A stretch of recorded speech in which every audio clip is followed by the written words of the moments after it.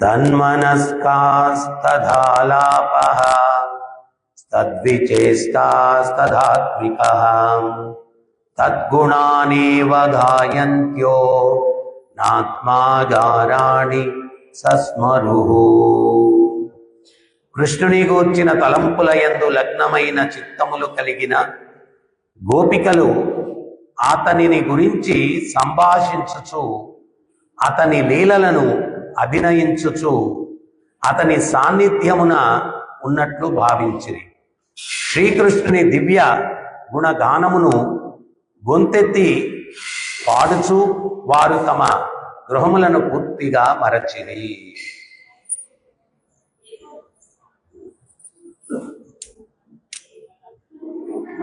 ప్రత్యేకించి ఈ బృందావనంలో ఉన్నటువంటి గోపికలు వీరందరూ కూడా గోపబాలను, వీళ్ళందరూ కూడా ఈ భౌతిక జగత్తులో జీవునికి ప్రాతినిధ్యం వహిస్తూ ఉన్నారన్నమాట. అంటే మనం ఈ భౌతిక జగత్తులో ఉన్నప్పుడు భగవంతుడు మనతో ఇక్కడ ఉండడు. అంటే బాహ్యంలో కనిపించడు, కానీ భగవంతుడు అందరి హృదయంలో కూడా తిష్ట వేసి ఉన్నాడన్నమాట. అటువంటి భగవంతుడు లేనప్పుడు ఆయన స్మరణలో ఎట్లా జీవితాన్ని గడపాలా అనేటువంటి ఒక ఉదాహరణ ఈ యొక్క గోపికలు మనకు ఇస్తూ ఉన్నారన్నమాట. ఎప్పుడైతే వారిలో అహంకారం కలిగిందో భగవంతుడు అదృశ్యమైపోయాడు. అదృశ్యమైపోయినప్పుడు ఇప్పుడు మనం ఏంటి అంటే భగవంతుడు మనతో లేడు, ఇంకా ప్రాపంచికమైనటువంటి ఆలోచనలతో జీవితాన్ని గడపాలా అని మనం ఉంటాం. భగవంతుడు లేకపోయినా ఆయన యొక్క లీలలను శ్రవణం చేస్తూ స్మరిస్తూ ఒక్కోసారి మనం ఏంటి అంటే బయట ఉండేటువంటి వ్యక్తి భగవంతుడి గురించి ఆలోచిస్తూ ఉంటాడు. ఏమని అంటే, అరే దేవాలయానికి వెళ్ళి చాలా రోజులైంది, భగవంతుడిని దర్శించి చాలా రోజులైంది, వెళ్ళి దర్శిస్తే బాగున్ను, మొన్న ఇటువంటి అలంకరణ చేశారు, ఇటువంటి రంగు దుస్తులు వేశారు, ఈరోజు ఎటువంటి దుస్తులు వేశారో, భగవంతుడికి ఎటువంటి అలంకరణ చేశారో బయట ఉండి ఇవన్నీ ఆలోచిస్తూ ఉండొచ్చు. కొంతమంది లోపల ఉండి బయట ఆలోచిస్తూ ఉండొచ్చు. భగవంతుడు దేవాలయంలో కూర్చొని బయట విషయాల గురించి ఆలోచిస్తూ ఉండొచ్చు. భక్తిలో ముఖ్యమైనటువంటిది ఏంటి అంటే శ్రవణం, కీర్తనం, స్మరణ. ఆయన యొక్క లీలల్ని స్మరిస్తూ ఉండాలి. జయదేవ్ గోస్వామి ఆయన చిన్న వయసులో గురుకులానికి వెళ్ళేటువంటి వాడు. గురుకులానికి వెళ్తే ఒకసారి వాళ్ళ తండ్రి గారు ఆ గురుకులం యొక్క గురువు గారిని మార్కెట్లో కలవడం జరుగుతుంది. కలిసి అడుగుతారనమాట, మా పిల్లవాడు ఎట్టా చదువుతున్నాడు గురువు గారు అంటారు. ఆయన అంటారు, నేను గురుకులం మూసేసి చాలా రోజులు అయిపోయింది అంటాడు. నేను గురుకులం మూసేసి చాలా రోజులు అయింది అంటాడు. అదేంటది, మా వాడు రోజు వస్తున్నాడు కదా గురుకులానికి అంటాడు. లేదు, మీ వాడేంటి అంటే తాజెడ్డా కోతి వనమెల్లా చెడిచింది అన్నట్టుగా వాడు చెడ్డం కాకుండా అందరినీ చెడిపేశాడు గురుకులంలో వాళ్ళని. ప్రతిరోజు ఏదో ఒక భగవంతుని యొక్క లీల అని చెప్పి డ్రామాలు వేసుకునేదానికి వెళ్ళిపోతారు అది. సో నేను అది చూసి గురుకులం మూసేశాను. ఇంకా అందరూ వెళ్ళిపోతే ఎవరికి చెప్పుకోవాలి, నేను పాఠాలు గోడలకి చెప్పుకోవాలి. నేను గురుకులం మూసేశాను. జయదేవ్ గోస్వామి తండ్రి గారు, ఇదేంటిది, వీడు రోజు గురుకులానికి వెళ్తున్నాడు కదా, ఏం జరుగుతా ఉంది అని చెప్పి ఇంటి దగ్గరికి వచ్చేసరికి ఇంటి దగ్గర ఒక రైతు ఒక ఆయన వెయిట్ చేస్తూ ఉంటాడు జయదేవ్ గోస్వామి తండ్రి కోసం. ఈ తండ్రి ఇంటికి వచ్చేసరికి ఆ రైతు ఏమంటాడంటే, పరిహారం కట్టండి అంటాడు. దేనికి పరిహారం అంటాడు? మీ పిల్లవాడు ఈరోజు లంకా దహనం అనే డ్రామా వేశాడు, మా రేటు తోట అంతా తగలబెట్టేశాడు, దానికి పరిహారం కట్టండి. లంకా దహనం అనేటువంటి నాటకం ఈరోజు. అప్పుడు ఈ తండ్రి ఒరే వీడు ఎంత దుర్మార్గం, గురుగారు చెప్పింది కరెక్ట్గానే ఉంది వాతావరణం, వీడు లంకా దహనం అంట అని చెప్పి మంచి బెత్తం పెట్టుకొని ఉన్నాడు. ఈ జయద గోస్వామి ఇంటికి వచ్చేసరికి కొంచెం బూడిద గీడిదే ఉంది ఒంటి మీద అంతా. ఎక్కడికి వెళ్ళి వస్తున్నా? గురుకులానికి వెళ్ళి వస్తున్నాను. ఓహో, ఏం పాఠం చెప్పారో నేను అనుకోవడం, ఈరోజు లంకా దహనం పాఠం చెప్పినట్టున్నారుగా గురుకులంలో అన్నాడు తండ్రి. మీకెడ తెలుసు అన్నాడు. ఆ రైతు వచ్చి చెప్పాడులే దమా అని చెప్పి 4 కొట్టాడు. కొడితే తల్లి అంటూ ఉంది, అరే తండ్రి గారు చదువుకోరా అని చెప్పింది నీ మంచి కోసమే కదా, భవిష్యత్తు నీకు బాగుండాలంటే చదువుకోవాలా. ఏ పని చేసేటప్పుడు ఆ పని చేయాలి ఎవరైనా కానీ. అందుకనే వర్ణాశ్రమ ధర్మంలో వర్ణాలు ఆశ్రమాలు, 4 వర్ణాలు 4 ఆశ్రమాలు. ఆశ్రమాలు ఏంటి? బ్రహ్మచర్యం 25 సంవత్సరాలు వచ్చేదాకా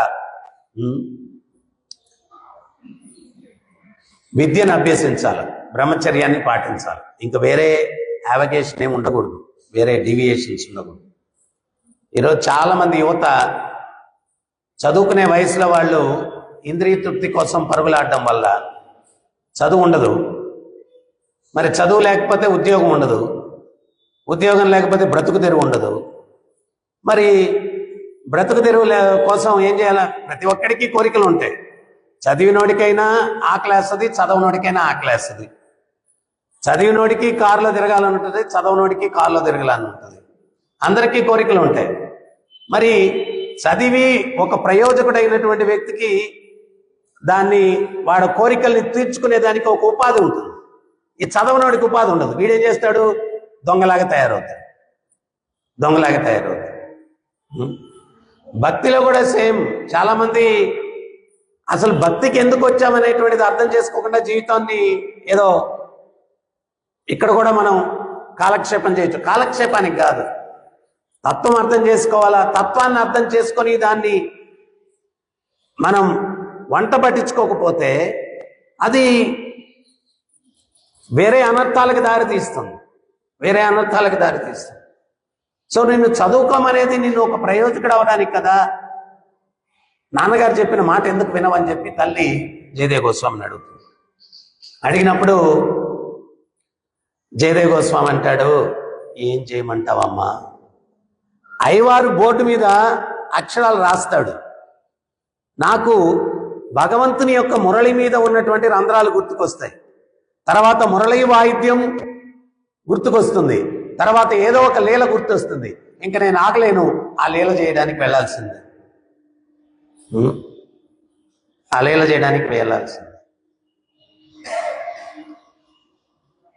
ఒకరోజు ఏం జరుగుతుందంటే, ఒక అందరూ జయదేవ గోస్వామిని ఇమిటేట్ చేయడానికి కుదరదు.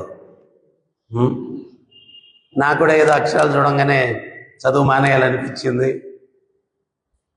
తర్వాత జయదేవ గోస్వామి యొక్క జీవితాన్ని మనం కానీ చూసుకుంటే ఎంత ఉత్తమ భక్తుడు ఆయన, ఎంత గొప్ప భక్తుడు ఆయన.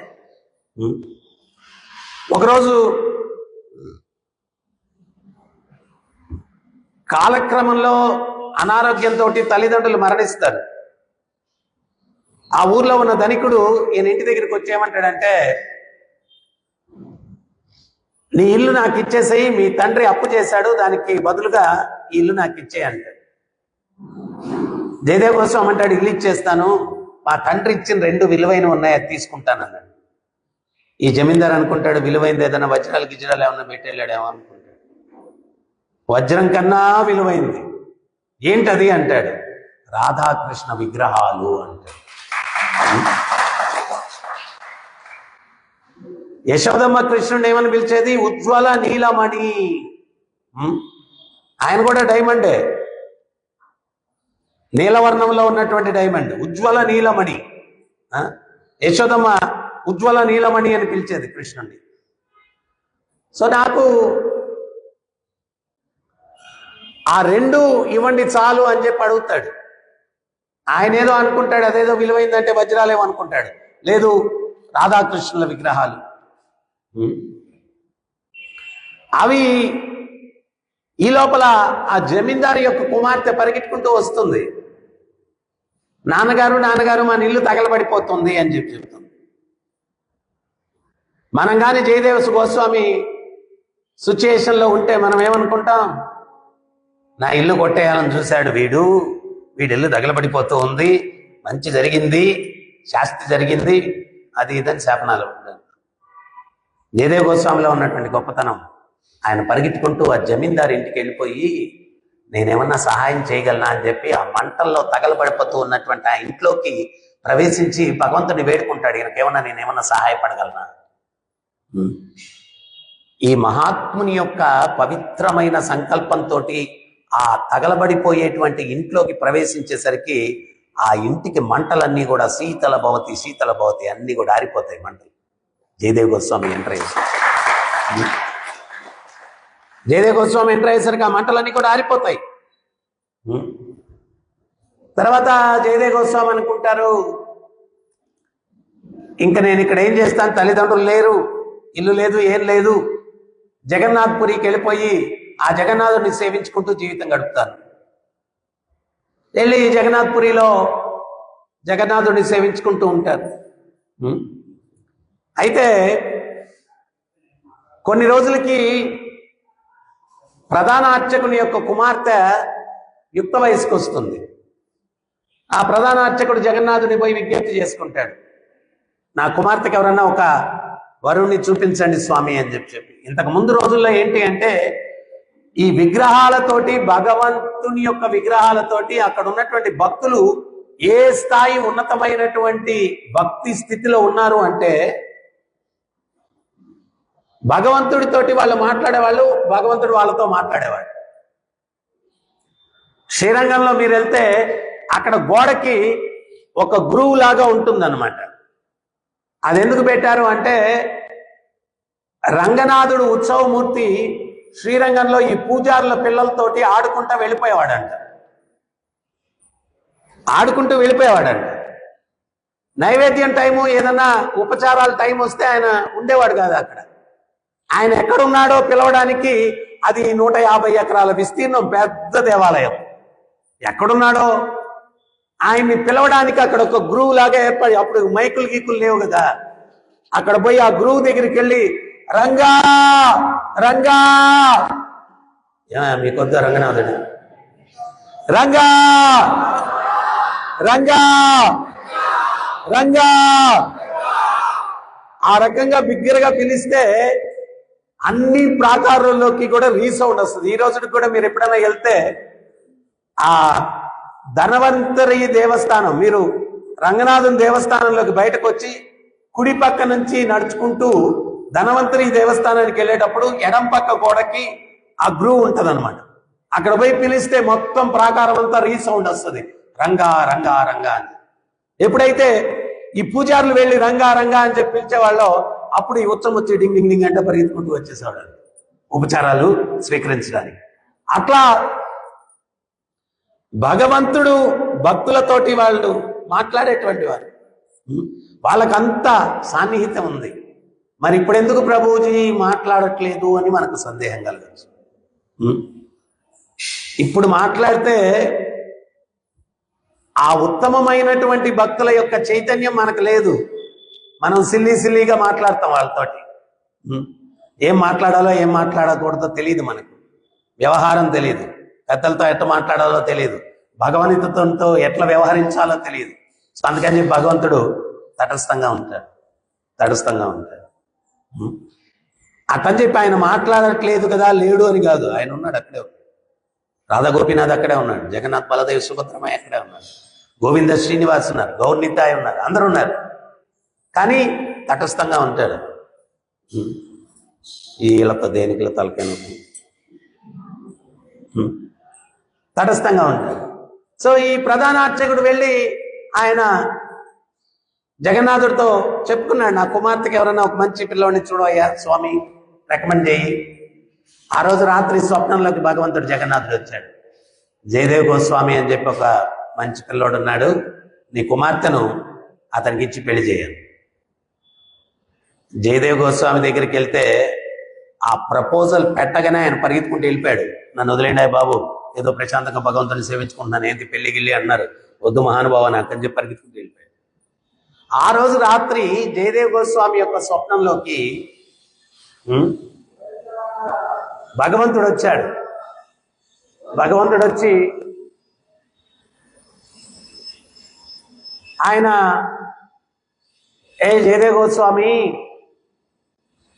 నా ఆదేశం, ఆ అమ్మాయిని నువ్వు వివాహం చేసుకోవాలా, ఆ అమ్మాయిని నువ్వు వివాహం చేసుకోవాలి. ఇంకా భగవంతుడు ఆదేశిస్తే తప్పించుకునేదానికి ఉండదు కదా. వివాహం చేసుకున్నాడు.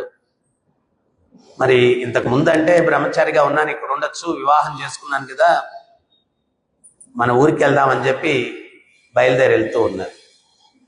దారిలో చక్కటి కీర్తన పాడుకుంటూ వెళ్తూ ఉన్నారు. ఆ కీర్తన విని ఆ దారిలో వెళ్తున్నటువంటి ఒక రాజు జయదేవ్ గోస్వామిని విజ్ఞప్తి చేసి ఆయన రాజ్యానికి తీసుకొని వెళ్తారు. నా ప్రజలను ఉద్దేశించి చక్కగా ఈ కీర్తనలు పాడండి అని చెప్పి చెప్తారు. మంచి సత్సంగం పెట్టారు, మంచి కీర్తనలు సత్సంగం పెట్టారు. భక్తులందరూ కూడా పారవస్యంతో ఆ కీర్తనలన్నీ విన్నారు. ఆ రాజు జయదేవ్ గోస్వామికి మంచి విరాళం ఇవ్వబోయారు. జయదేవ్ గోస్వామి అన్నారు, ఇవన్నీ నాకు వద్దండి అని బలవంతంగా ఇచ్చారు. ఇస్తే అవి తీసుకొని ఆయన వెళ్తూ ఉంటే దారిలో దొంగలు కొందరు వచ్చి అడిగారు, మాకు ఇచ్చేయండి ఇది అన్నాడు. జయదేవ్ గోస్వామి ఆయనకేం అటాచ్మెంట్ లేదు కదా దేని మీద కూడా, అడగంగానే ఇచ్చేశాడు. అడగంగానే ఇచ్చేసరికి వీళ్ళకి డౌట్ వేసిందంట, వీడేమన్నా దుర్మార్గం చేస్తాడేమో, మనకు అడగంగానే ఇచ్చేసాడేంటి, కొంతను పట్టుకోవాలి కదా, మీరు కూడా ఎప్పుడైనా దొంగ అడిగితే అడగంగానే ఇవ్వకండి, కొంచెం పట్టుకొని. ఆడికి డౌట్ వచ్చిందంట వాళ్ళకి, ఇదేమన్నా ప్లాన్ ఉందేమో ఈయనకి అని చెప్పి జయదేవ్ గోస్వామి కాళ్ళు చేతులు ఖండించి ఒక నీళ్లు లేనటువంటి ఒక గొయ్యిలో తోసేసి ఆమె వెళ్ళిపోయారు. ఈయన అటువంటి సిచ్యుయేషన్లో ఉంటే, అంటే మనం అందరం కూడా ఒక్కటి గుర్తించాల్సినటువంటి విషయం ఏంటి అంటే, భగవద్భక్తుడు మంచి జరిగినా చెడు జరిగినా మనం ఏమంటాం, ప్రతి ఒక్కరికి చెప్తాం, సర్వకారణ కారణం కృష్ణుడు అని చెప్పి చెప్తాం. సో ఇది జరిగింది అంటే కృష్ణుని యొక్క బ్లెస్సింగ్సే. ఇది జరిగిందంటే కృష్ణుని యొక్క అనుజ్ఞ వల్లే జరిగింది. జయదేవ్ గోస్వామి ఏం ప్రార్థన చేస్తున్నాడు అంటే, ఆయన ఈ ఐశ్వర్యం వల్ల మోహం కలిగి ఈ భక్తికి నేను దూరం అవుతానేమో, తర్వాత ఈ ప్రపంచం మీద నాకు వ్యామోహం కలుగుతుందేమో, ఈ ప్రపంచం దుఃఖాలయం అనేటువంటి విషయాన్ని వాళ్ళు నాకు తెలియపరచండి, ఇదేదో అనుభవించడానికి ప్రదేశం కాదు, ఇది దుఃఖాలయం అనేటువంటి సత్యాన్ని నాకు తెలియపరచడం కోసం ఈ దొంగల్ని మహాత్ముల రూపంలో నా జీవితంలోకి పంపించావు. ఈ ప్రపంచం దుఃఖాలయం అనే సత్యాన్ని నాకు తెలియపరచడానికి స్వామి ఎంత కరుణామూర్తివయ్యా అని చెప్పి ఆ భావనలో భగవంతుడిని కీర్తిస్తూ ఉన్నాడట జయదేవ్ గోస్వామి. భగవంతుడిని కీర్తిస్తూ ఉన్నాడు. ఆ కీర్తనకి ఇంకొక రాజు ఆ మార్గంలో వెళ్తూ ఉన్నాడంట. అరే, ఎవరు ఇంత చక్కగా కీర్తన పాడుతూ ఉన్నారు, ఇంత చక్కగా కీర్తన పాడుతూ ఉన్నారు. ఆ సైనికులకు చెప్పాడు ఎతకమని. వాళ్ళు ఎతుకుతూ ఉంటే శబ్దం వస్తుంది కానీ ఎక్కడి నుంచి వస్తుందో తెలియట్లేదు. వాళ్ళు వెతకంగా ఆ గొయ్యిలో మొండెం పడున్నారు, చేతులు కాళ్ళు లేకుండా అట్లా పడున్నారు అన్నమాట. కీర్తన పాడుతూ ఉన్నారు. ఆ రాజుకు చెప్తే ఆయన పరుగున వచ్చి ఆయన్ని కాపాడి తీసుకుని వెళ్ళి తన రాజ్యానికి ఆ గాయాలకంతా కూడా చికిత్స చేపించి నయమైన తర్వాత మళ్ళా ఆ రాజు అన్నాడంట, మా ప్రజలను ఉద్దేశించి చక్కగా 4 పాటలు పాడండి అన్నాడు. సరేనని చెప్పి ఈయన కీర్తన పాడారు. అయితే కీర్తన అయిన తర్వాత మళ్ళా ఆ రాజు ఈయనకి విరాళం ఇవ్వబోయాడు. అయ్యా, ఒకసారి విరాళం తీసుకొని ఏం మిగలలేదు, మళ్ళా విరాళం తీసుకుంటే ఇంకేముంది, తలకాయ ఒకటే ఉంది నాకు, కాళ్ళు చేతులు 2 పోయాయి, నాకు వద్దనే వద్దు అన్నాను. ఈ లోపల ఎవరైతే 4 దొంగలు జయదేవ్ గోస్వామి దగ్గర ధనం తీసేసుకొని కాళ్ళు చేతులు నరికి ఆ యొక్క గొయ్యిలో పడేశారో వాళ్ళు వచ్చున్నారంట ఆ కీర్తనకి. జయదేవ్ గోస్వామి వాళ్ళని చూసి రాజుగారిని పిలిచేదో చెప్పారంట. వాడికి టెన్షన్ వచ్చేసి ముసుగులు వేసేసుకున్నాడు నెత్తికి. ముసుగులు వేసుకొని మెల్లిగా పారిపోతా ఉన్నారు. అప్పుడు ఆ రాజు ఏదో సైగ చేసి సైనికుల్ని పంపించాడు. సైనికులు నలుగురిని పట్టుకొని వచ్చారండి. పట్టుకొని వస్తే అప్పుడు జయదేవ్ గోస్వామి రాజుతో చెప్తున్నాడంట, ఈ నలుగురు వ్యక్తులు మహాత్ములు నా జీవితానికి ఒక గొప్ప సందేశాన్ని ఇచ్చినటువంటి మహాత్ములు, నాకేదైతే విరాళం ఇవ్వాలనుకున్నారో వీళ్ళకి ఇవ్వండి అన్నాడు. అప్పుడు ఈ దొంగోళ్ళు ఒరే ఒరే ఒరే ఒరే ఊపిరి పీల్చుకున్నారంట గట్టిగా. అమ్మా అమ్మా ఊపిరి పీల్చుకొని వాళ్ళు ఆ విరాళాలు సేకరించారంట. ఈ లోపల జయదేవ్ గోస్వామి రాజుతో చెప్పారంట, వాళ్ళు గృహాలు చేరుకునేంత వరకు బందోబస్తు కూడా ఇచ్చి పంపించండి అని చెప్పన్నారు. అంటే ఈయన ఉద్దేశం ఏంటి అంటే, ఈయనకు జరిగింది వాళ్ళకి జరగకూడదు అని. ఇది భక్తుడి యొక్క లక్షణం. శత్రువు కూడా నేను హాని తలపెట్టకూడదు, హాని తలపెట్టకూడదు శత్రువుకు కూడా. కానీ ఈ రోజుల్లో ఏంటంటే, ఒక మంచి మాట చెప్పండి వైరం వచ్చేస్తుంది. ఆడి మంచి కోసం చెప్పినా కానీ వైరం వచ్చేస్తుంది. సో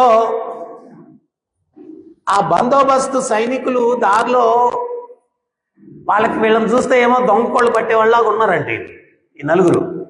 ఆయనేమో మహాత్ముడు మహాత్ముడు అని చెప్పి అంటున్నారు వీళ్ళని. వాళ్ళకేమో అర్థం కాలేదు, చాలా కన్ఫ్యూజన్లో ఉన్నారు. ఆ బందోబస్తు సైనికులు ఏమన్నారంటే, అరే మీరు చూస్తే ఏదో తేడాగా ఉన్నారు అబ్బాయి, కానీ ఆయన ఏంటి పదే పదే మహాత్ముడు మహాత్ముడు అంటున్నాడు మిమ్మల్ని అన్నారు. అనేసరికి దుర్మార్గులు ఏమన్నారు తెలుసా, నేను కూడా గమనిస్తాను భక్తిలో మనం చేసినటువంటి తప్పిదాల్ని కప్పిపుచ్చుకునే దానికి వేరే వాళ్ళ మీద నిందలు వేసేస్తూ ఉంటాం మనం. ఇది చాలా చాలా డేంజర్ భక్తిలో. మన భక్తి నాశనం అయిపోతుంది, మన భక్తి నాశనం అయిపోతుంది.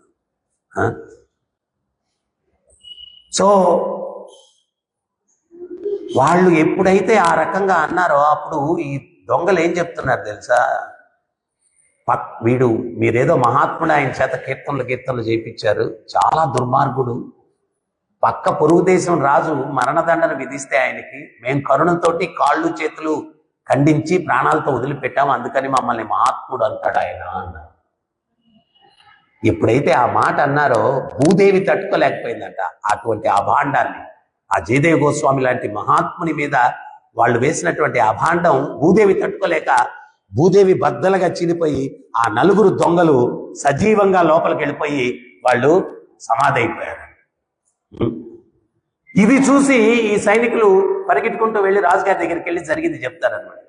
చెప్తే అప్పుడు రాజుగారు అసలు ఏం జరిగింది మహాత్మా అని చెప్పి అడిగితే అప్పుడు జయదేవ్ గోస్వామి జరిగింది చెప్పి, అయినా వాళ్ళేమి చెడ్డోళ్ళు కాదు, నాకు ఈ ప్రపంచం మీద మోహం లేకుండా చేయడానికి వాళ్ళు భగవంతుడు పంపించిన ప్రతినిధులు, అయ్యో వాళ్ళకట జరిగిందా అని చెప్పి బాధపడ్డాడు.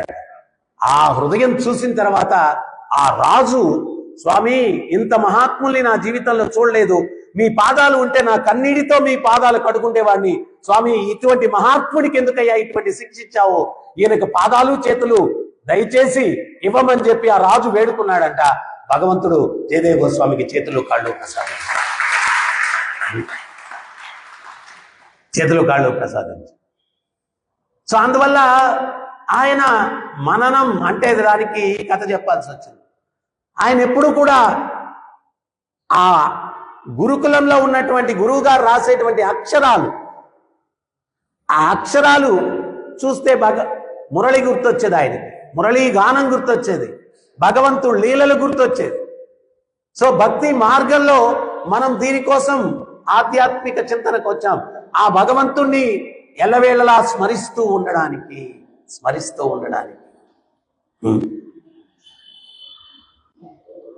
ఇంకొకటి ఇక్కడ చెప్తూ ఉన్నారు, ఏమని చెప్తున్నారు అంటే, ఆ గోపికలు కృష్ణుని యొక్క లీలలను స్మరణం చేయడం ద్వారా వాళ్ళ గృహాల్ని మర్చిపోయారు అంటున్నారు. గృహం ఎప్పుడైతే గుర్తుకొస్తుందో గృహంలో ఉండే బాధలు కూడా గుర్తుకొస్తాయి, అవునా కదా? ఎప్పుడైతే గృహం గుర్తొస్తుందో గృహంలో ఉండే బాధలు కూడా గుర్తుకొస్తాయి. గృహం మర్చిపోయామనుకోండి, గృహం బాధలు కూడా ఉండవు. అందుకనే ప్రహ్లాదుడు చెప్తాడు భాగవతంలో, గృహమందకూపం, గృహస్థ జీవితం లోతైన చీకటి నీళ్లు లేనటువంటి బావి అంట. ప్రహ్లాదుడు చెప్తాడు, లోతైన చీకటి నీళ్లు లేనటువంటి బావి గృహస్థ జీవితం. సో ఇక్కడ ఈ గోపికలు ఏంటి అంటే ఆ భగవంతుణ్ణి స్మరించడం వల్ల గృహాన్ని మరిచారు అంటున్నాను. నా జీవితంలో కూడా చాలా మంది భక్తులు చెప్పుంటారు, గుళ్ళో కీర్తనలో పాల్గొన్నంత వరకు, భజనలో పాల్గొన్నంత వరకు, తర్వాత ప్రవచనంలో పాల్గొన్నంత వరకు ఏ బాధలు గుర్తురావు స్వామి. ఆ గేటు దాటట్టు బయటికి వెళ్తాం, అన్నీ గుర్తొచ్చేస్తాయి, అన్ని టెన్షన్లు గుర్తొచ్చేస్తాయి. ఆ గేట్ దాటి బయటికి వెళ్తే అన్ని గుర్తొచ్చేస్తాయి. అందుకనే భగవంతుడు చెప్తూ ఉన్నారు గీతలో, మహాత్మనంస్తు మాం పార్థ దైవీం ప్రకృతి ఆశ్రిత. మహాత్ములు నా దివ్య ప్రకృతి యొక్క రక్షణలో ఉంటారు. మహాత్ములు నా దివ్య ప్రకృతి యొక్క రక్షణలో ఉంటారు. మరి మహాత్ములు ఎవరు? బహునాం జన్మనామంతే జ్ఞానవాన్మాన్ ప్రపద్యతే వాసుదేవ సర్వమితి సమహాత్మా సుదుర్లభ. వాసుదేవుడే అన్నిటికీ కారణం అని ఎవడైతే గ్రహిస్తాడో వాడు మహాత్ముడు. సర్వకారణ కారణం వాసుదేవుడని ఎవరైతే గుర్తిస్తాడో అతను మహాత్ముడు. మరి దురాత్ముడెవరు? దురాత్ముడెవరు? ప్రకృతి క్రియమాణాని గుణైకర్మాణి సర్వసం అహంకార విమూఢాత్మ కర్తాహమితి మన్యతే. అహంకారంతో ఉండేవాడు ఆడు విమూఢాత్మ, మూఢాత్మ. కర్తాహమితి మన్యతే, అన్నిటికీ నేనే కర్తని, అన్నిటికీ నేనే కర్తని. సో అహంకారం ఉండేటువంటి వ్యక్తి దురాత్మ. అన్నిటికీ కారణం ఆ వాసుదేవుడే అని అర్థం చేసుకునేటువంటి వ్యక్తి మహాత్మ. మరి అటువంటి మహాత్ములు నా దివ్య ప్రకృతి యొక్క రక్షణలో ఉంటారు. మహాత్మనంస్తు మాం పార్థ దైవీం ప్రకృతి ఆశ్రిత. సో అందువల్ల మనం ఏంటి అంటే నిజంగా ప్రాపంచికంగా కూడా సుఖంగా జీవించాలా అంటే భక్తి మార్గంలోకి రావాలి, భక్తి మార్గంలోకి రావాలి. స్కూటరు బండి నడిపేటప్పుడు అప్పు వచ్చింది.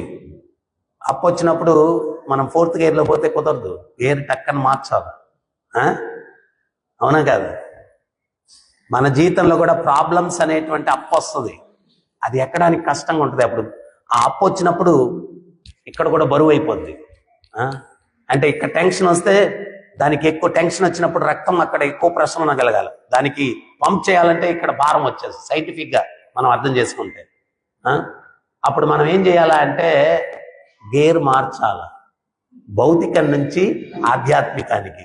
ఆ చింత ఏదైతే మనల్ని కలత పెడుతుందో దాన్ని వదిలేసి కృష్ణుని మీదకి డైవర్ట్ అయిపోవాలి. అప్పుడేమవుతుంది అంటే స్మూత్గా బండి నడుస్తుంది అన్నమాట. ఆ ఆర్ట్ తెలుసుకోవాలా, అది ఆధ్యాత్మికం. దానికోసం భగవంతుడు, ఆచార్యులు ఈ ఆధ్యాత్మిక జీవితాన్ని మానవాళికి వాళ్ళు బహుమతిగా ఇచ్చారు. ఊహించుకోండి, కొంతలో కొంతైనా ఈ ప్రపంచంలో ఉండేటువంటి దుఃఖాల నుంచి కొంతమందైనా ఉపశమనాన్ని పొందుతూ ఉన్నారు అంటే అది కేవలం భగవత్ చింతనలోనే, ఇంక వేరే మార్గం లేదు, వేరే మార్గం లేదు. చాలా మంది భక్తులు చెప్పంగా నేను విన్నాను, నాకు జీవితంలో చాలా ప్రాబ్లమ్స్ ఉన్నాయండి, మా ఫ్రెండ్ ఒక ఆయన అరే ఇస్కాన్ గుడికి వెళ్దాము నీకు అన్ని పోతాయి రారా అని తీసుకొచ్చాడు. ఏమో ఇక్కడికి వచ్చిన తర్వాత ఏదో ఆ ప్రవచనాలు విన్న తర్వాత ఈ భగవత్ నామం చేయడం వల్ల కొంచెం ప్రశాంతంగా ఉంది, లేకపోతే అసలు నేను ఉండేవాడినో కాదో తెలియదు. అయితే భౌతికమైన వ్యక్తులైతే ఒరే నాకు చాలా ప్రాబ్లమ్స్ ఉన్నాయిరా అంటే నా ఫ్రెండ్ దగ్గరికి పోదాం రారా అంటాడు. ఎవర్రా నీ ఫ్రెండ్ అంటే ప్రసాద్, ప్రభుత్వ సారాయి దుకాణం. సో ఆడి దగ్గరికి వెళ్తే తాగేసిన తర్వాత మరుసటి రోజు తెలుస్తుంది వీడికి ఆర్థికంగా ప్రాబ్లమ్స్ ఉంటే ఉన్న 1000 రూపాయలు కూడా పోయింది. మొత్తం వదిలిన తర్వాత అన్నీ మళ్ళా గుర్తొస్తాయి. అది సమస్యకు పరిష్కారం కాదు, అది సమస్యకు పరిష్కారం కాదు. ఆ సమస్యలన్నిటికీ పరిష్కారం ఏంటి అంటే కృష్ణుని యొక్క పాదార విందములు. పాదార విందము. హనుమంతుడు లంకా దహనం చేశాడు. లంకా దహనం చేస్తే ఆయన ఒక్క ఇల్లు వదిలిపెట్టాడు, ఒక్క ఇల్లు వదిలిపెట్టాడు. ఆ ఇల్లు ఎవరిది? ఎవరి ఇల్లు వదిలిపెట్టాడు హనుమంతుడు? ఎందుకోసం వదిలిపెట్టాడు?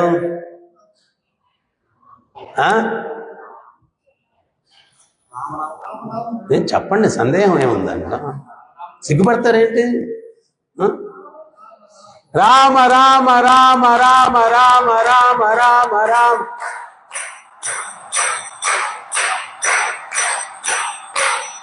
ఈ లంకా దహనం అయిన తర్వాత నారదుల వారు హనుమంతుల వారిని అన్నారంట, ఏ హనుమా నువ్వు పాషాండుడివి అన్నారంట.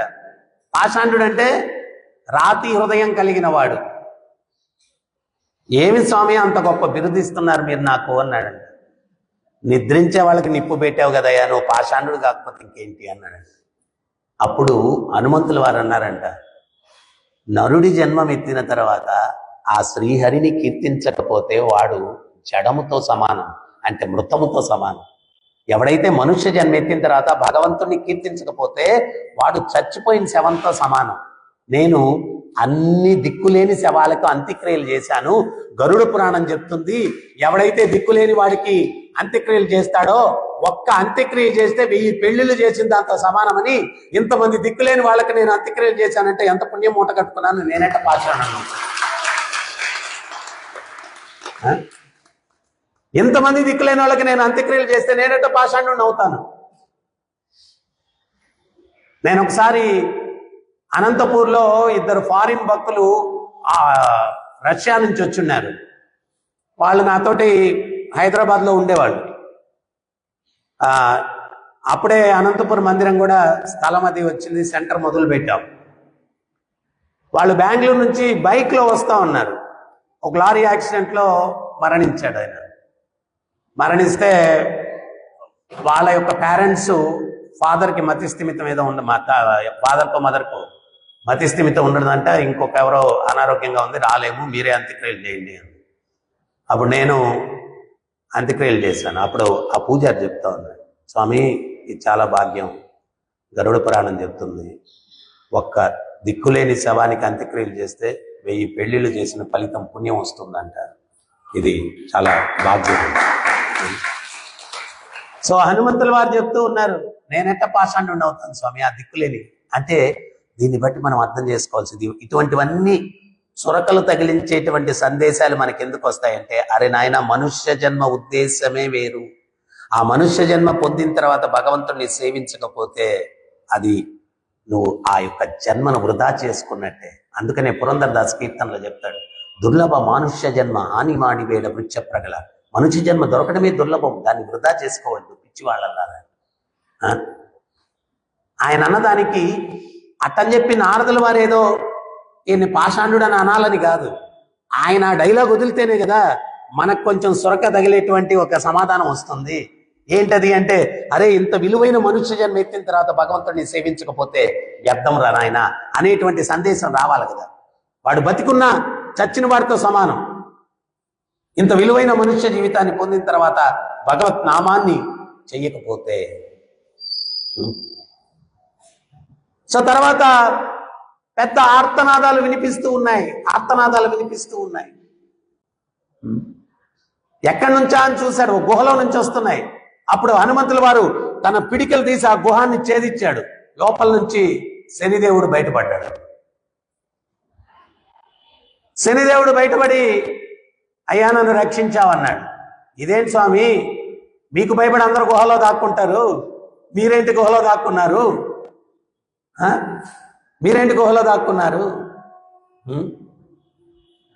అప్పుడు ఆయన చెప్పాడంట, రావణాసురుడు గ్రహాలన్నిటి కూడా వెనకాల నుంచి కాళ్ళ కింద పట్టి బంధించున్నాడు. ఇంద్రజిత్తు పుట్టేటప్పుడు మంచి గడియల్లో పుడితే వాడికి భవిష్యత్తు బాగుంటుందని బ్రహ్మ దానికి వణుకుతూ ఉన్నాడు. వీడే ఇంత దుర్మార్గుడు అయితే మంచి గడియల్లో పుడితే వాడి కుమారుడు ఇంకెంత దుర్మార్గుడు, వాడు ఎట్లా చేస్తాడో ఏంటో. నారదుల వారు ఆ సమయానికి అక్కడ వెళ్ళి, తండ్రి గారు ఏంటి కలత చెందున్నారన్నాడంట. ఇది కారణం అన్నాడంట. అప్పుడు నారదుల వారు చెప్పారంట, మీరేం కలత చెందద్దు, నేను చూసుకుంటాను. రావణాసురుడు, హిరణ్యకశిపుడు కాదు, రావణాసురుడు. అప్పుడు రావణాసురుడి దగ్గరకు వచ్చి ఓ నమో రావణాసురాయ నమః అన్నాడు. ఈయన ఏ గాలికి ఆ జెండా పట్టేస్తాడు పని చేయడానికి. ఏంటి నారదా కబుర్లు అన్నాడు. స్వామి బా ఎక్కడ పోయినా మీ కీర్తే, ముల్లోకాల్లో అందరూ నారాయణ స్మరణ, విష్ణు స్మరణ, కృష్ణ స్మరణ మానేశారు. అందరూ జై రావణ జై రావణ జై రావణ అంటారు. మిమ్మల్ని బాగా కీర్తిస్తున్నారు. అయితే ఒక్క దగ్గర ఏదో విన్నాను స్వామి, అయినా మీకు చెప్పకూడదులేదు. ఏదో విన్నాను చెప్పకూడదులే అంటే నేను ఇంకెక్కడ ఆగుతాను. కొంతమంది ఉంటారు, అబ్బే పలానోడు ఒకటి అన్నాడు అయినా నువ్వు బాధపడతావులే నేను చెప్పనులే అంటాడు. ఒరే ఎందుకురా నాయన గీరు వదలడం, అదేదో నిజంగా చెప్పకుండా ఉండుంటే పోయిండదు కదా. ఆడేదో అన్నాడు అంటే ఇంక చెప్పాలా, వాడాడు ఏది చెప్పు అంటే అప్పుడు వీడు బతుకులు ఆడించుకొని చెప్తాడు అనమాట. సో నారదుల వారు కూడా సేమ్ టెక్నిక్, ఏదో ఒకటి అన్ని బాగానే ఉన్నాయి కానీ ఏదో ఒకటి నన్ను లేండి అది దేనికి లేండి మీకు అన్నాడు. ఏది నారద చెప్పు ఏంటి అన్నాడు. వద్దులే స్వామి మీరు కలత చెందుతారు, దేనికి వచ్చింది మళ్ళీ నా మీద కోపడతారు. అబ్బాయి నీ మీద ఎందుకు కోపడతాను ఎవడం అంటే అన్నాడు. నువ్వు ఒక్కోసారి నా మీదకి సమస్యలు అట్లాగే వస్తుంటాయిలేండి వద్దులే అన్నాడు. నారదా లేదు చెప్పాల్సిందే అన్నాడు. ఏమి లేదు, రావణాసురుడు 3,000,000 దేవతలు గడగడ వణుకుతారు, అటువంటి వీరుడు ఈ నక్షత్రాన్ని బోళ పడుకోబెట్టి వెనకాల నుంచి కాళ్ళతో తొక్కిపట్టున్నాడు ఏంటి, వీరుడి లక్షణం వెనకాల నుంచి యుద్ధం చేయడం వీరుడి లక్షణం కాదు కదా అని వాళ్ళందరూ అనుకుంటున్నారు. నేను నీకు చెప్పకూడదు అనుకున్నాను, అడిగారు కాబట్టి చెప్తున్నాను. నువ్వు చెప్పింది కూడా కరెక్ట్, నాకేం భయం ఉంది, వెల్లికిలు పడుకోండి అన్నాడు. వాళ్ళందరూ వెల్లికిలో ఇట్లా తిరిగేటప్పుడు ఆ శనిదేవుని యొక్క దృష్టి రావణాసురుడి మీద పడ్డప్పుడు అప్పుడు ఇంద్రజిత్తు పుట్టాడు అనమాట. ఆయన హామీ ఇచ్చాడు తండ్రి బ్రహ్మకి, నేను చూసుకుంటాను మీరేం కలత చెందొద్దు అని పని చేశాడు. అప్పుడు శని దృష్టి పడ్డప్పుడు ఇంద్రజిత్తు పుట్టాడని చెప్పి శని మీద ఆగ్రహించి ఆయన గుహలో బంధించేశాడు. అప్పుడు శనిదేవుడు అంటున్నాడు, నన్ను విముక్తి కలిగించారు, నాకు విముక్తి కలిగించారు, అయితే మీకేదో నేను ఫేవర్ చేయాలా, అటువంటి నా దృష్టి మీ మీద పడింది ఏంటి అన్నాడు. ఎవరు? శనిదేవుడు హనుమంతుడితో అన్నారు. హనుమంతులు వారు అడిగారు, మీ దృష్టి పెడితే ఏమవుద్ది స్వామి? రాజ్యం పోద్ది, భార్య దూరం అయిపోద్ది, సంపదలు పోతాయి అని పెద్ద లిస్టు చదివాడు. నేను తమాషగా ఒకటి చెప్తుంటాను. ఒకడు ఏలినాటి శని ఉందని చెప్పి ఒక పూజారి దగ్గరికి పోయాడంట. నాకేదో పరిహారం పూజ చేయండి స్వామి అన్నాడంట. ఆ పూజారి అన్నాడంట 10,116 దక్షిణ పెట్టి అన్నాడంట. అబ్బాయి అంత లేదు స్వామి అన్నాడంట. 5,116 పెట్టు అన్నాడంట. అది కూడా లేదు అన్నాడంట. 1,116 పెట్టు అన్నాడంట. అది కూడా లేదు అన్నాడంట. 516 పెట్టవా అన్నాడంట. అది కూడా లేదు అన్నాడంట. 116 పెట్టరా అన్నాడు. అప్పటికి నీరసం వచ్చేసింది, లిస్టు చెప్పి 116 పెట్టరా అన్నాడు. అది కూడా లేదండి. నేను 116 పెట్టరా అన్నాడంట. అది కూడా లేదండి. నేను ఒరే 11 రూపాయలు దక్షిణ లేరా అన్నాడు. లేదండి అది కూడా. ఇంకా నేను శని ఏం చేస్తుందరా పోరా అన్నాడు.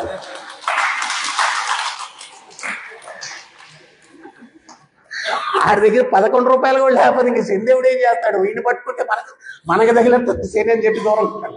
నమస్కారం బాబు, నువ్వు దూరంగా ఉండరా బాబు అంటాడు. నేను పెద్ద లిస్టు చదివాడు శనిదేవుడు. హనుమంతుల వారు అంతా విని ఒకటి చెప్పారు, మీరన్న లిస్టులో నాకేమీ లేవు, నాకున్నది ఒకటే, ఆ శ్రీరామచంద్రుల వారి యొక్క పాద పద్మముల యొక్క ఆశ్రయములో నేనున్నాను. ఆయన ఆశ్రయంలో నేనున్నంత వరకు కూడా నాకేమీ లోటు ఉండదు, మీరేమీ నాకు కలత చెందొద్దు అని చెప్పారు. మీరేం కలత చెందొద్దు. ఆ సమాధానానికి శనిదేవుడు ప్రసన్నమైపోయి హనుమంతుల వారికి వరం ఇచ్చారంటే, ఏమని వరం ఇచ్చారంటే, ప్రతి శనివారం రోజు నీ చుట్టూ 3 ప్రదక్షిణాలు ఎవరైతే చేస్తారో నా ప్రభావం వాళ్ళ మీద ఉండకుండా ఉంటుంది అని చెప్పి హనుమంతుల వారికి అనుగ్రహం ఇచ్చారండి. హనుమంతుల వారికి అనుగ్రహించాడు. భగవద్భక్తుని యొక్క శక్తి అతను వ్యక్తపరచుకోడు, కానీ చాలా అనంతమైనటువంటిది. అందుకనే గంగాదేవి ప్రార్థిస్తూ ఉంటుంది, పాపులందరూ వచ్చి నాలో స్నానం చేసి పాపాలన్నీ నాకు వదిలేసి వెళ్తారు, ఆ హరిని సేవించే భక్తులు వచ్చి నాలో ఎప్పుడు స్నానం చేసి నన్ను కూడా విముక్తిని కలిగిస్తారు ఈ పాపులు వదిలిన పాపాల నుంచి అని చెప్పి గంగ హరిభక్తుని స్నానం కోసం వేచి ఉంటుందంట. అది భక్తుని యొక్క స్థితి. భక్తుని యొక్క స్థితి అది. హరిభక్తుడు వచ్చి నాలో స్నానం చేసి ఈ పాపులు వదిలినటువంటి పాప భారం నుంచి నన్ను ఎప్పుడు విముక్తి కలిగిస్తారని గంగాదేవి వేచి ఉంటుందంట. ఒకసారి వైకుంఠంలో లక్ష్మీదేవి చాలా దిగులుగా కూర్చొని ఉందంట, దుఃఖంగా కూర్చొని ఉంది. అప్పుడు నారదులు వారు వెళ్ళారు, ఏంటి తల్లి, మీ ఉపస్థితము వల్ల అందరి దుఃఖాలు దూరం అయిపోతాయి, అటువంటిది మీరు దిగులుగా కూర్చొని ఉన్నారేంటమ్మా అని అడిగాడంట. అప్పుడు లక్ష్మీదేవి చెప్తుందంట, నా స్వామి ఎక్కడికి వెళ్ళాడో తెలియదు నారద, ఆయన విరహంలో నేను దుఃఖంగా ఉన్నాను అని చెప్పింది. ఈ ముక్క నాకు చెప్తే అడ్రస్ ఇచ్చుండేవాని కదమ్మా, ఆయన ఎక్కడున్నాడో. ఎక్కడున్నాడు నారద అనిందంట. బలి చక్రవర్తి తన్ను తాను భగవంతునికి అర్పించుకుని ఆత్మ నివేదనం, ఆయన వామన రూపంలో వచ్చాడు. వస్తే ఇంత చిన్న పిల్లవాడు, ఏం కావాలా అని అడిగాడు బలి చక్రవర్తి. ఈయన అన్నాడు 3 అడుగుల స్థలం కావాలన్నాడు. ఆయన అమాయకంగా ముల్లోకాలు ఏలేటువంటి నన్ను అడిగేది 3 అడుగులా అన్నాడు. ఈయన శక్తి తెలియక నాకు 3 అడుగులు చాలన్నాడు. 2 అడుగులతోటి ముల్లోకాలు ఆవహించాడు. 3వ అడుగు ఎక్కడ పెట్టమన్నాడు, నా నెత్తిన పెట్టమన్నాడు. ఆయన పాతాళానికి తొక్కేశాడు అనమాట. అంత శరణాగతి పొందాడు నా భక్తుడు అని చెప్పి ఆయన వాకిట ముంగిట ద్వారపాలకుడిలాగా భగవంతుడు నిలబడ్డాడంట బలి చక్రవర్తికి రక్షణ కల్పించడం కోసం. వైకుంఠపతి అఖిలాండ కోటి బ్రహ్మాండ నాయకుడు తన భక్తుడైన బలి చక్రవర్తి వాకిట ముంగిట ద్వారపాలకుడయ్యాడంట. అమ్మా, ఆయన ద్వారపాలకుడు డ్యూటీ చేస్తున్నాడు, వాచ్మెన్ డ్యూటీ చేస్తున్నాడు. వైకుంఠం వదిలేసి ఆడికి వెళ్ళిపోయాడు. మరి ఎట్లా నా స్వామిని నేను పొందేది? బలి చక్రవర్తి దానములు ఇవ్వడంలో దిట్ట. ఆయన ఉదయంతో దానం ఇస్తాడు, మీరు కూడా ఎలిక్యూలో నిలబడండి. జాగ్రత్తగా తెలివిగా అడగండి, మీకేంగా దానం కావాలి. లక్ష్మీ అమ్మవారు మారువేషంలో వెళ్ళారు.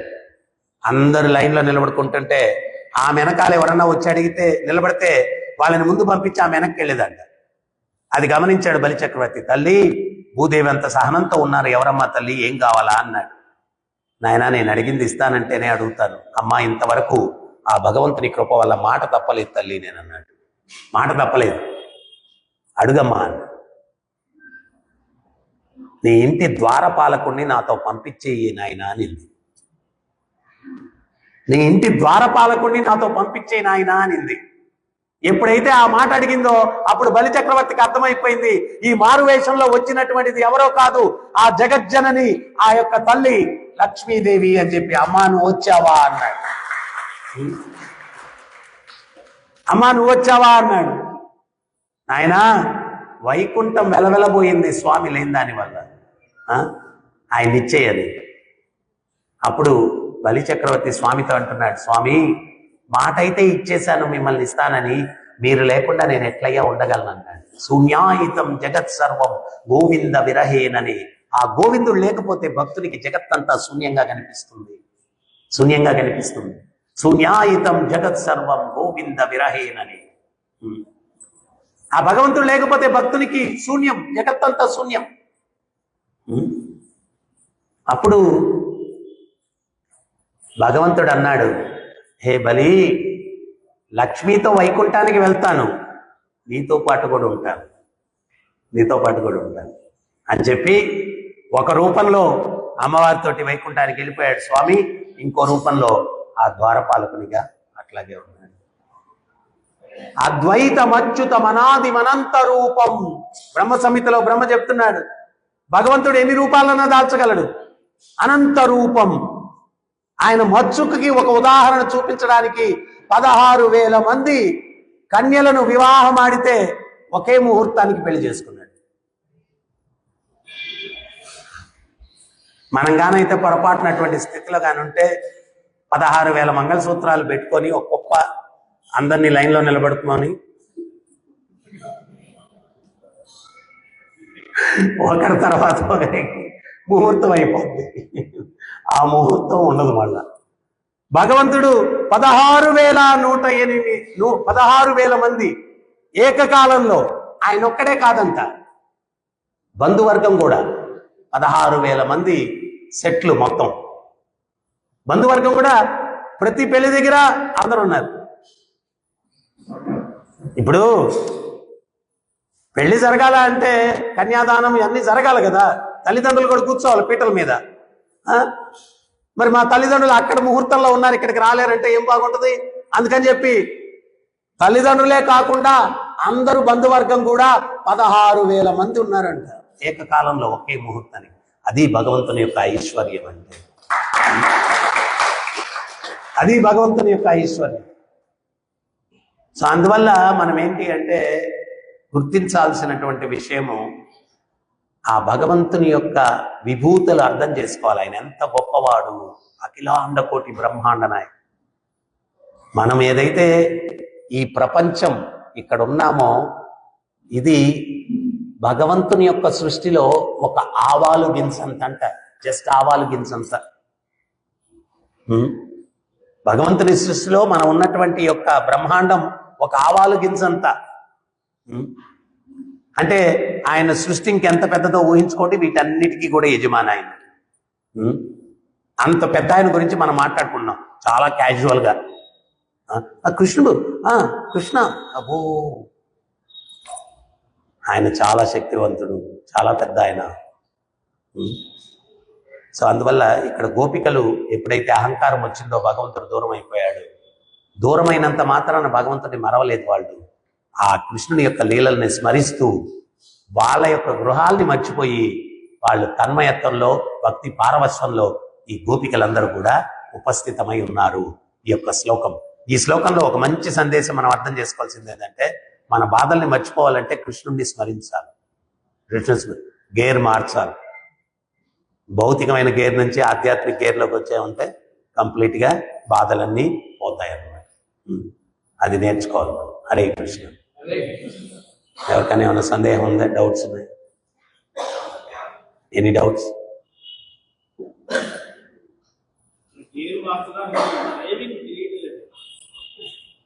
అందుకనే ప్రవచనాలు వినాలా, మనం నామం చేయాలా, ప్రభుపాదుల వారి గ్రంథాలు చదవాలా.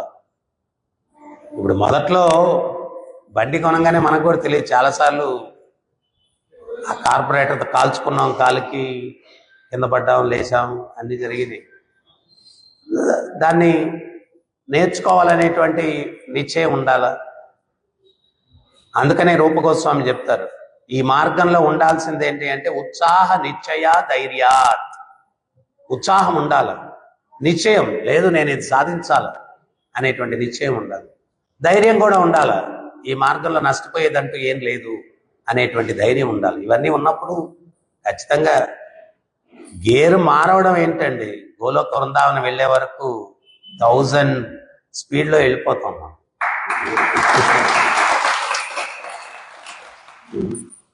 ఆచార్యులందరూ కూడా వాళ్ళ అడుగుజాడలో నడవడం అంతే. ప్రభుపాదులు వారు చెప్పారు, జస్ట్ 16 మాలలు జపం చేసి 4 నియమాలు పాటిస్తూ అపరాధరహితమైన జీవితాన్ని మీరు గడపండి, నేను వచ్చి మిమ్మల్ని వైకుంఠానికి తీసుకెళ్తాను. ఏ ఆచార్యుడు ఆ హామీ ఇచ్చుండడు, నేను స్వయంగా వచ్చి మిమ్మల్ని తీసుకెళ్తాను. ప్రభుపాదులు ఈరోజు ద్వాదశి పారణ సమయం తక్కువ ఉంది, ఇంకొక 20 నిమిషాలే ఉంది. సో అందువల్ల మేము ఇక్కడ ముగిస్తాం అన్నమాట. సో ఈరోజు మధ్యాహ్నం వచ్చి ఎవరైతే దీక్షా కార్యక్రమాలు తీసుకోవాలనుకుంటున్నారో వాళ్ళకి ఒక ఇంట్రడక్టరీ క్లాస్ ఉంది మధ్యాహ్నం 8 గంటకి 1 గంటకి. సో అందరు కూడా ఆ కార్యక్రమంలో కూడా పాల్గొనండి, దీక్షలు తీసుకోవాలనుకున్నటువంటి వారు. ग्रंथराज श्रीमद् भागवतम की, जगत गुरु शिल प्रभुपाद की, राधा गोपीनाथ की, राधा पार्थसारथी की, राधा कृष्ण चंद्र की, जगन्नाथ बलदेव सुभद्र माय की, गोविंद श्रीनिवास की, गौर निताय की, जय गौर प्रेमानंदे।